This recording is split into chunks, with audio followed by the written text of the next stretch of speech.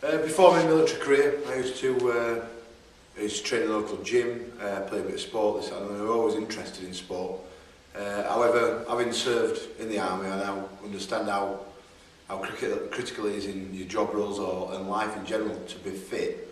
And from the instructional side of my army life, I wanted to take that forward back into my civilian career and develop into an industry where I could, promote fitness, promote health, and help people tackle obesity and illness, and become a personal trainer.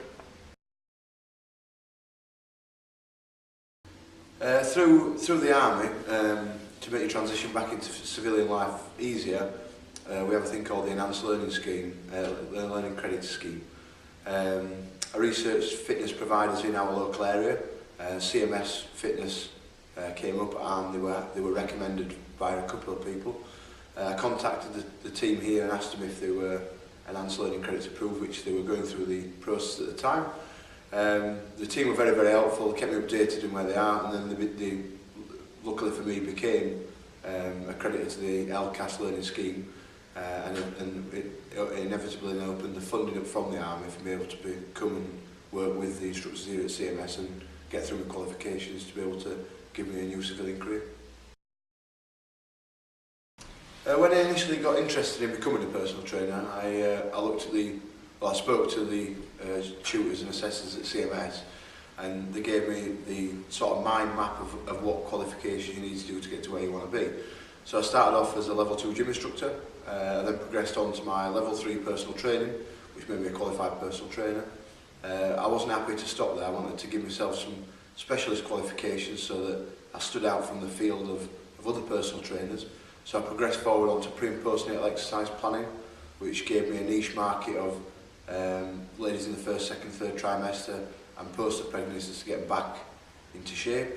I then progressed from there using that same ethos onto the level 3 exercise referral course, which then gives me an ability to look at special population groups, people suffering from obesity, diabetes, to list just but a few. From there again, I already had a kettles qualification to teach and a background of instructing within the British Army. So from some advice and help with the guys at CMS, I then progressed on to be an A1 MVQ assessor, which now gives me the opportunity to be able to assess as well as teach, tutor and instruct as a personal trainer. When I chose CMS as the training provider that I'd use, they're constantly back and forward to you, letting you know what courses are available and the course costings and how I went about the funding from the army. They kept me right on that, so that's where your support and help started in my journey of learning. From there then you attend workshops, whether that be for 2 days, 1 day, 3-day workshops, all informative, delivered by highly trained, knowledgeable assessors.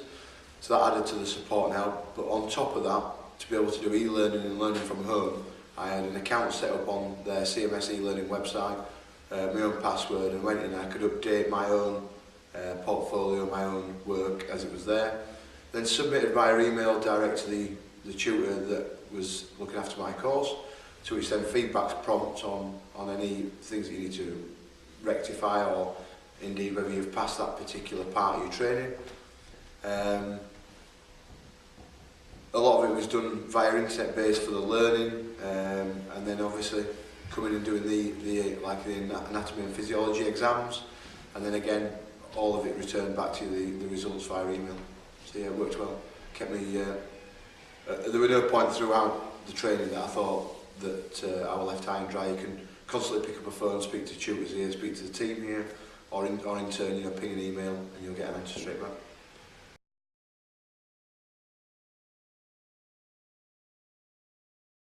The courses that I chose throughout my training were, like I said, level 2 gym instructor, which was fairly basic, straightforward course.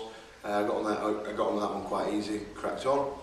I then moved on to my level 3 personal trainer, albeit challenging in itself with the level of course that it is. It's also informative, and the way it's delivered was an enjoyable course. So I wouldn't necessarily say I found any of them struggling. When I then chose to specialise and go on to pre and postnatal exercise planning and the exercise referral course, if any I don't know if what I found difficult is the correct way to contextualise it.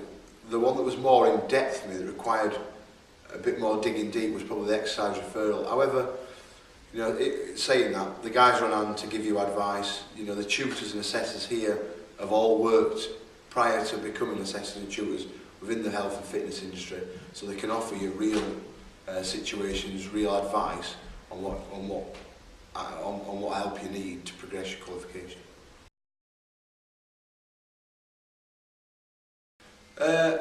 I'd say the workshops are delivered in a way that they're a giggle. However, for me, the way that I'm structured as a learner, I like to see progression, I like to see achievement. So having had me learning laid out for me in front by the guys here, that I'd moved from level 2 to level 3 personal training, then I have an ability to specialise, to be able to turn up, pass your qualifications, be told that you've passed, and now move on to the next one, and constantly, you know, giving yourself the progression and the enhancing your own knowledge, for me is the most rewarding part, to be able to sit down at the end of it and say, you know, I'm overqualified, you know, but I've also enjoyed the journey that I've done. The challenges are many, but what I chose to do was to set up on my own, is to not work in a gymnasium. So because I came from an instructional background in Her Majesty's Forces, to then coming through and learning the qualifications I did at CMS, and taking them on and sucking in the knowledge of what I had, the challenge was then to enter into the health and fitness industry as a self-employed professional without the backing of a big gym chain. So the challenge then was to find clients without having anybody's backing or any word of mouth. So to create word of mouth. However, I've found in the first 6 weeks of business that if you're hard working, you're diligent, you serve your customers, you present yourself well, and you are knowledgeable about what you're doing, then you can overcome all challenges. I set up in a place called Holmfirth, so therefore, you know, I deliver one-on-one bespoke personal training, which I decided to do on a more personal level, and getting the personal feel of being in a private studio than it is to go to a big gym and potentially be training in and around everybody else. So the challenges were met, but I believe that with the right tools and the right training behind you, you can overcome all these challenges.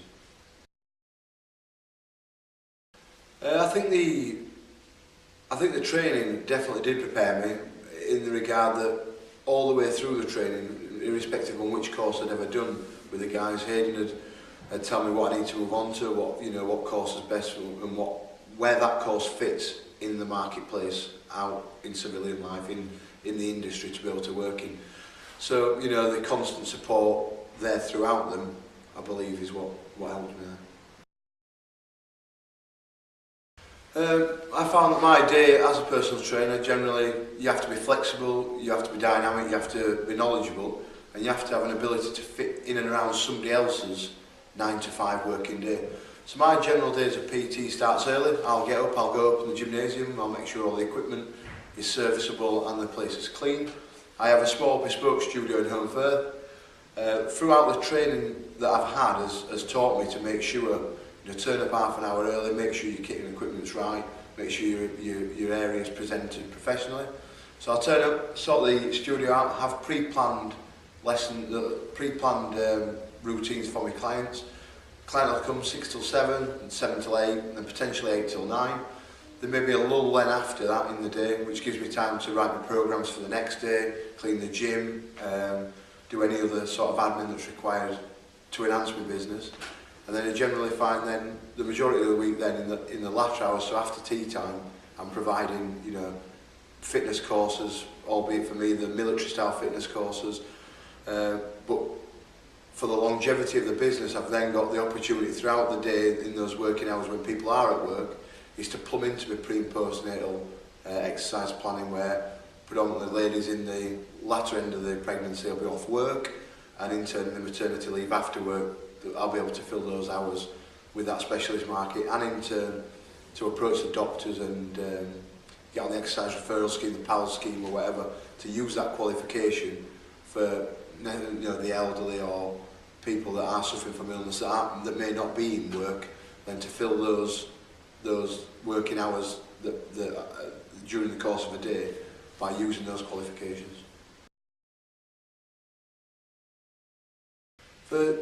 I'd say just go do it. If you're fitness orientated, you enjoy working within the health industry, you've got a personality, you've got something to offer, then find a good training provider, find a good team of people that you can work with, suck all the knowledge that you can out of them, their experience, their wealth of experience is learn, and then just give it a go. Always remember that you are the marketing strategy, you're the one that they're buying into. So present yourself well, carry yourself well, don't forget your training, make sure that you're knowledgeable on what it is that you're teaching, so you've got a good solid backing of education, and yeah, get out there and do it. I've not looked back. I left a 6-year military career, decorated, retired as an acting sergeant, and then gone straight into my own business, chose not to work for a big chain, and it's working for me, so if it can work for me, it can work for anybody.